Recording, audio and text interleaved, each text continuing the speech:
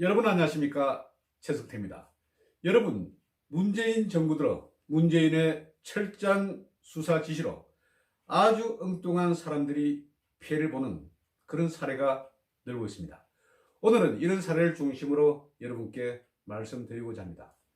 여러분, 지난 3월에 문재인은 브루나이 그리고 말레이시아 또 캄보디아 등 아시안 3개국을 순방하고 돌아왔습니다. 그리고 순방하고 돌아온 지 다음 날인가요? 3월 18일로 기억을 합니다마는 문재인은 청와대 박상기 법무부 장관, 또 김부겸 행안부 장관, 또 조국 민정수석 등 사정과 관련된 장관과 청와대 수석 비서관을 불러 모았습니다. 그리고 나서 이렇게 지시를 했습니다. 경찰과 검찰의 조직의 명운을 걸고 이번 사건을 철저히 수사하라, 이렇게 지시를 내린 것입니다. 아시는 것처럼 박상기 법무부 장관은 검찰을 관장하는 그런 장관입니다. 그리고 김부겸 행안부 장관은 경찰을 관장하는 행안부 장관이기도 하고요. 그리고 또 조국 민정수석은 사정과 관련된 청와대 수석 비서관입니다. 그러니 상당히 무게감이 굉장히 다를 수밖에 없습니다. 아주 강력한 장관과 그리고 수석 비서관이 모인 자리에서 문재인이 이렇게 지시를 내린 것입니다. 그러면서 그 사건, 어떤 사건인가?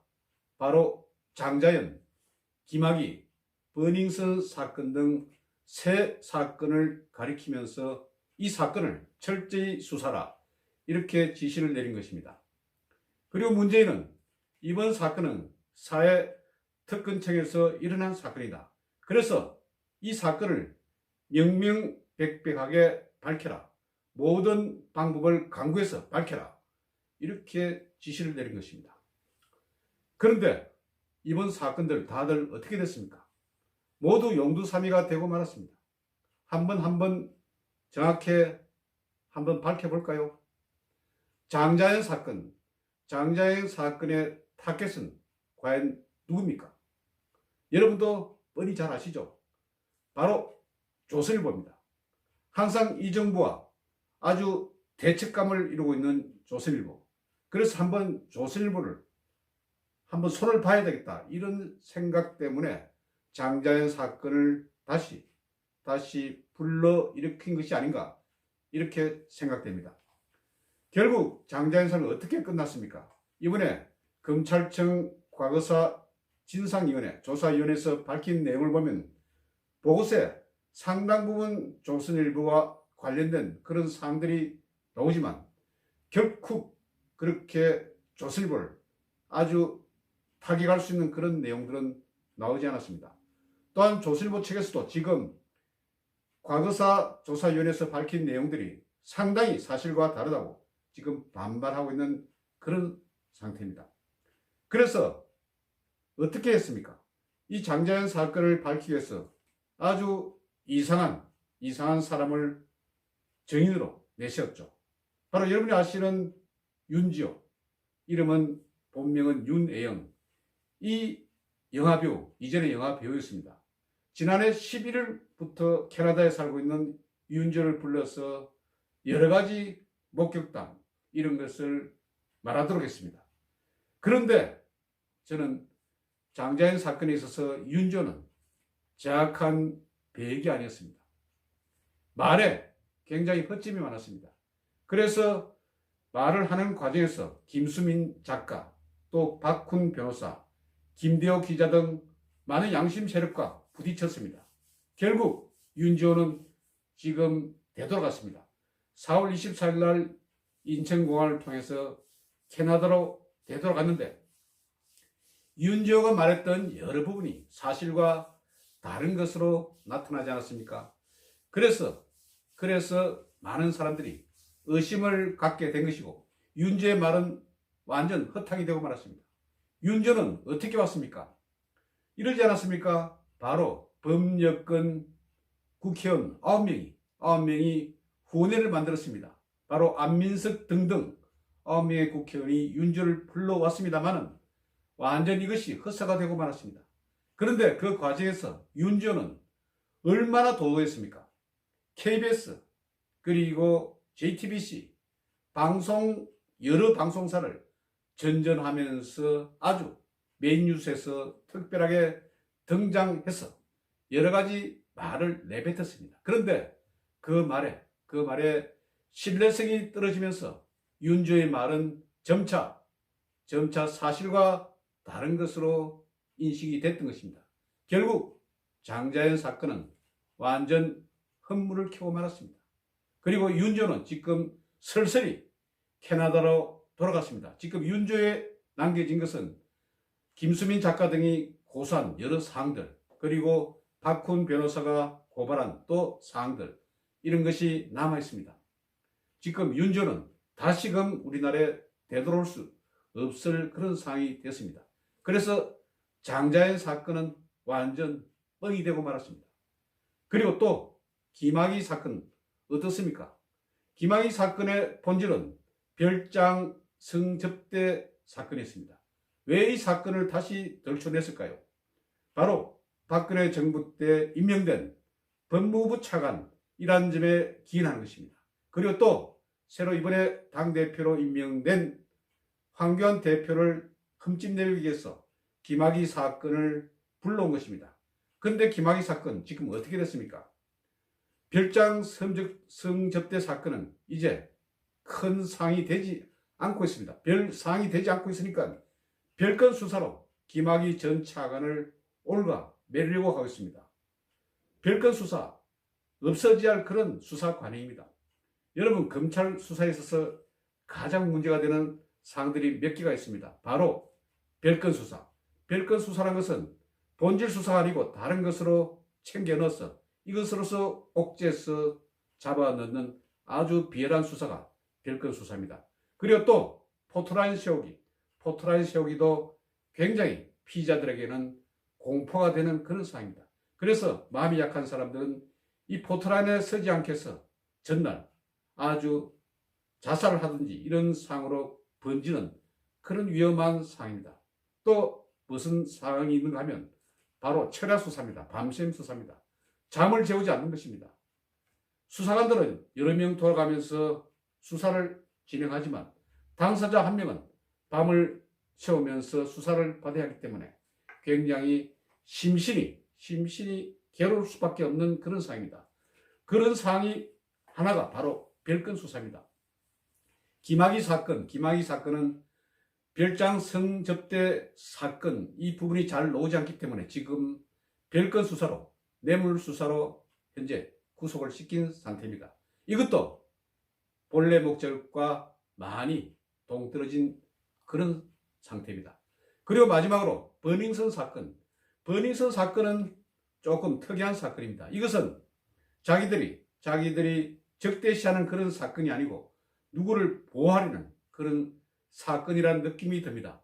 아시는 것처럼 버닝썬 사건에 등장하는 인물 가운데 경찰총장이라는 사람이 나옵니다. 바로 윤규근 총경입니다. 이 윤 총경은 이전에 청와대 비서관으로, 청와대 행정관으로 근무했던 그런 사람입니다. 그런데 어떻게 된 판인지 경찰총장에 대한 수사는 흐지부지 지금 그렇게 마무리되고 있는 것입니다. 그리고 또 새로운 사실이 나타나지 않았습니까? 바로 SBS가 취재 보도한 내용을 보면 윤 총경이 자기가 경찰에 소환되기 하루 전인 3월 14일인가 청와대 선임 행정관과 함께 메시지를 주고받았다는 것입니다. 여기는 지금 세 가지 사항이 나옵니다. 3월 11일 사항, 3월 13일 사항, 3월 14일 사항, 세 가지 사항이 나오는데 한번 만나자. 그리고 민감용 경찰청장과 청와대 비서관과 한번 회식을 하겠다. 그리고 마지막으로 또 김학의 관련한 여러 가지 또 대화를 했다는 그런 내용이 나옵니다. 왜 윤규근 총경은 청와대 선임 행정관과 서로 접촉을 했을까요?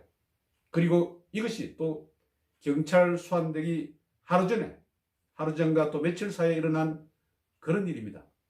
아시는 것처럼 윤규경 경찰총장, 자칭 경찰총장, 다른 사람이 불러준 경찰총장은 아주 막강했습니다. 2차례 청와대 행정관을 거친 그런 사람입니다. 그리고 또 청와대 행정관을 거치고 난 뒤 바로 경찰청 인사 담당관으로 바로 직행한 그런 사람입니다. 자기 부인은 경찰청에 있는 그런 근무하는 사람인데 경정급인데도 불구하고 말레이시아 주재관으로 지금도 근무를 하고 있습니다. 아주 경찰로서는 특급 경찰, 귀족 경찰이라고 할 수 있습니다. 그런데 이 사람이 있기 때문인가요? 버닝썬 사건은 흐지부지 되고 말았습니다.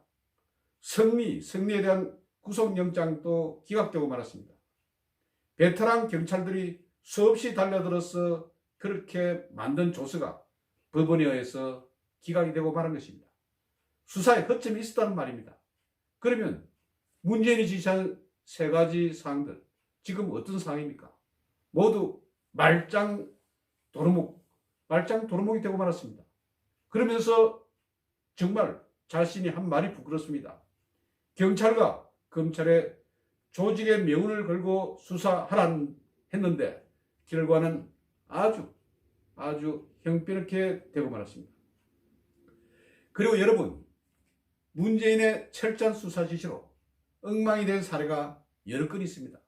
바로 박찬주 육군대장 일입니다. 문재인은 이 박찬주 대장의 공관병 갑질 사건이 불거지자 이렇게 지시하지 않았습니까? 완전 뿌리 뽑아야 할 하나의 군의 전력을 약화시키는 그런 상황이다. 그래서 철저히 수사라 이렇게 지시를 내렸습니다. 바로 이 사건은 국군인권센터라는 한 민간인 단체, 그 소장은 아주 좀 우리가 보기에는 의심스러운 그런 사람입니다만은 이 사람이 제기한 공관병 갑질 문제가 박찬주 육군대장 반평생을 군에 충직하게 봉사했던 육군대장을 완전 망가뜨리는 계기가 됐습니다. 그런데 그 결과는 어떻습니까? 지금 대법원까지 가진 않았지만 항소심에서 무죄로 나오지 않았습니까? 이런 경우 어떻게 합니까? 육군대장 어떻게 그 명예를 다시 되살릴 수가 있습니까? 정말 한심한 일 아닙니까? 단지 군인권센터라는 한 사설단체의 말만 믿고 바로 육군대장을 형사 입건하고 바로 다음 날 구속을 시켰습니다. 그리고 지하영창에 사병과 함께 수감시켰습니다. 여러분, 별이 4개입니다. 포스터입니다. 그리고 우리나라 기갑병가에 있어서 아주 전설적인 박찬주 육군대장을 이렇게 만든 것입니다. 그런데 결과는 어떻습니까? 무죄가 되지 않았습니까? 그 명예는 어떻게 회복시킬 것입니까? 바로 문재인의 말 한마디에 이렇게 된 상황입니다. 어떻게 회복시킬 것입니까? 사과는 한 것입니까? 그리고 또 이재수 전 기무사 사령관, 이분의 일도 정말 억울합니다. 이거는 문재인이 인도인과 하여튼 순방 간 적이 있었지 않습니까? 그때 바로 인도에서 계엄령 문건 사건 철저 수사 지시를 내렸습니다. 그래서 이재수 전 기무사령관이 또 수사를 받게 됐습니다. 그런데 별로 노는 게 없었습니다. 그런데 별로 노지도 않는 상황에 대해서 검찰은 이재수 기무사 사령관 손목에 수갑을 채웠습니다. 영장실질심사 때 수갑을 채웠습니다. 아직까지 구속된 상황도 아닙니다. 그런데 모멸감을 주기 위해서 이렇게 한 것입니다. 어떻게 됐습니까? 이재수 전 기무사 사령관 영장 기각되는 날 스스로 목숨을 끊었습니다. 군의 명예를 지키기 위해서 목숨을 끊었습니다. 여러분, 얼마나 억울한 일입니까? 그러고 나서 기무사령관이 없어졌습니다. 다른 이름으로 대체가 됐습니다. 27년간 국군의 여러 가지 중요한 업무를 행했던 기무사령관이 이 말 한마디에 사라지고 말았습니다. 정말 딱하고 억울하고 눈물이 나는 일이 아닐 수가 없습니다. 그리고 또 공통된 점은 박찬주 육군대장과 이재수 전 기무사 사령관이 모두 육사 37기 박정희 대통령 아들인 박지만 군과 함께 육사 동기라는 점입니다. 얼마나 표적 수사가 됐겠습니까? 그리고 왜 문재인은 철저 수사를 내렸을까요? 또 이런 일이 있습니다. 서울중앙지검장 이형렬 중앙지검장이 있었습니다. 그런데 이 사람 또 어떻게 됐습니까? 바로 돈봉투 만찬 사건. 이 사건은 2017년도 4월인가요? 그때 일어났습니다. 그때 서울중앙지검장이던 이형렬 지검장이 법무부 검찰국장 그리고 검사 등 모두 10명, 자기를 포함해서 10명과 함께 서초동 한 음식점에서 회식을 하고 법무부 과장들에게 돈봉투 100만 원이 든 금일봉을 전달했습니다. 그리고 그날 회식 때 든 비용은 9만 5천 원, 한 사람당 10,000원 정도의 그런 회식을 했습니다. 그런데 이 사건이 나타나자, 이 사건이 수면 위에 떠오르자 문제는 또 지시를 내렸습니다. 특별 감찰을 하라고 지시를 내렸습니다. 그래서 이형렬 서울중앙지검장 파면이 됐습니다. 그런데 이 이형렬 중앙지검장이 이 사건을 말입니다. 대법원까지 가서 무죄를 받았습니다. 그리고 행정소송을 통해서 다시 복직이 됐습니다. 복직된 지 딱 하루만 근무하고 사표를 냈습니다. 여러분, 그 자리에 서울중앙지검장 그 자리에 누가 갔습니까? 바로 윤석열, 문재인의 가장 왼팔 오른팔, 어느 팔인지는 모르겠습니다만 가장 신뢰하는 사람인 윤석열이가 바로 서울중앙지검장으로 간 것입니다. 여러분, 이런 것을 보면 이형렬 서울 전 지검장 얼마나 억울합니까? 이런 상황입니다. 그래서 자신이 철저히 수사 지시를 내린 사람들 엉뚱하게 모두 피해를 입습니다. 그런데 나중에 이후에 모두 무죄로 그렇게 판명이 된 것입니다. 이 사람들의 명예 과연 어떻게 할 것입니까? 그러면 사과라도 해야 되는 건 아닙니까?